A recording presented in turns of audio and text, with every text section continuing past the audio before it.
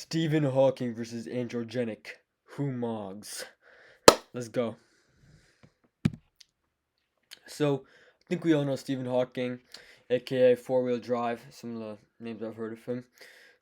So he was a scientist, a stand-up comedian, great guy, and he worked with kids. I know he went to Epstein's Island. I don't know what they did there. No, I'm pretty sure he did a couple of blood transfusions. I'm pretty sure. Yeah, he did a couple blood transfusions with the kids. But he was a stand-up guy, great guy. Um, he walked this planet a while. He died recently, I think. But no, yeah, good guy. Uh, Here's a picture of him when he was younger. I think he went to Oxford. Very smart guy. Next guy, Androgenic, aka Uncanny MTN. I don't know. People just call him that. I have no idea what that means. You even see it right here, MTN. I don't know what uncanny MTN means, but he's an influencer, like an IRL streamer, and he was actually the number two ranked Chad by Harvard. Harvard has a list. He was a number two ranked Chad in that list. Honestly, which I don't agree with. I think Cookie King should be number one, but that's just my opinion. So here's a video from him. I am him and everyone else. I love you to death. Who the fuck are you? You're an LTV and everyone's gonna call you that. Your mid-face ratio is cool. Okay, so yeah, let me mention this. He has very high cortisol, crashes out a lot, and very angry guy. But that's okay. He's just, you know, he's just exposing the LTBs of the world and doing his thing. So let's get to Stephen Hawking's pros and cons. So he has a good bigonial width. I'm all the way back here. He's got a good bigonial width. Solid eye area.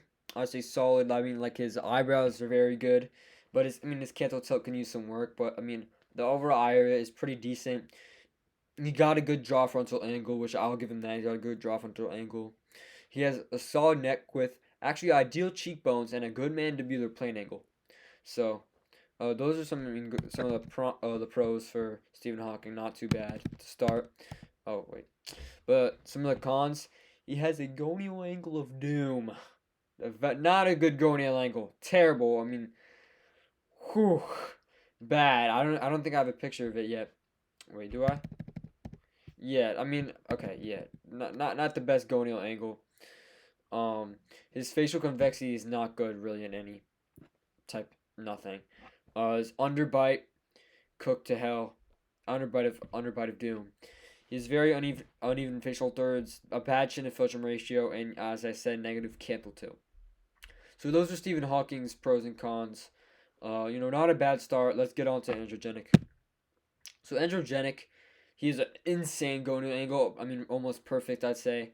Tall ramus, great facial convexity, solid neck width, a good jaw frontal angle, solid body fat, a good chin to filtrum ratio, good bigonial width, and a solid eye area.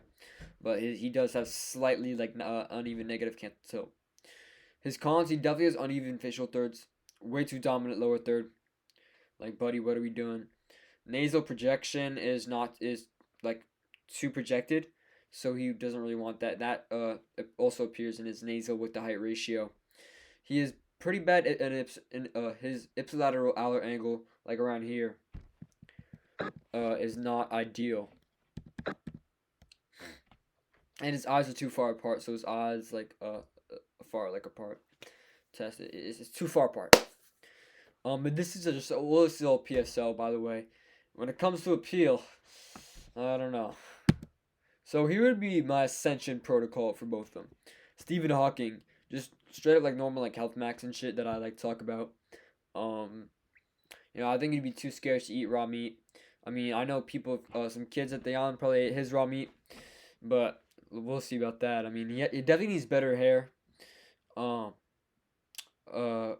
Maybe something to keep his just the ratio stable, and I'd probably say to grow out some stubble to make his jaw appear more masculine and everything and projected. Okay, so now the hard max is a sliding genoplasty. I don't really have a side angle here, but the jaw it's cooked. The jaw needs to be removed. A canthopexy, some gonial angle implants. I'd say some slight ones because his bone structure is terrible, so nothing too over the top, and some zygomatic augmentation. All right. Androgenic. He needs something to just keep up the grooming, like the hair and everything, and the consistent beard, just some grooming consistency. I would say is just would be better for him. And then I think some chin micro refinement. Not anything too much would actually lower his score, but just because he is such a dominant lower third to balance out his facial thirds. And I'd say just a conservative small rhinoplasty. Nothing too much, just to fix it because it is too projected, and some suborbital rim plants because he does have not like the best infraorbitals. Probably shouldn't mention that in his pros and cons.